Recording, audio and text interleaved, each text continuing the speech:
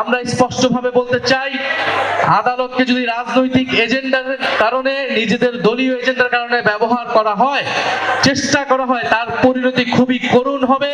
আমাদের যে লড়াই বিচার সংস্কার এবং দুর্নীতি আধিপত্যবাদের বিরুদ্ধে, এই লড়াই শেষ হয় নাই।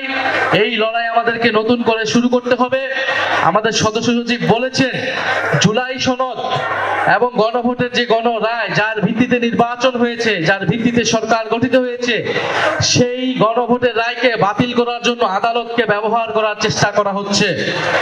আদালতকে আবারও দলীয়করণ করার চেষ্টা করা হচ্ছে। আমরা স্পষ্টভাবে বলতে চাই, আদালতকে যদি রাজনৈতিক এজেন্ডার কারণে, নিজেদের দলীয় এজেন্ডার কারণে ব্যবহার করা হয়, চেষ্টা করা হয়, তার পরিণতি খুবই করুণ হবে। বিগত আওয়ামী লীগ সরকার এই একই প্রচেষ্টার মাধ্যমে কিন্তু তার পতন শুরু হয়েছিল।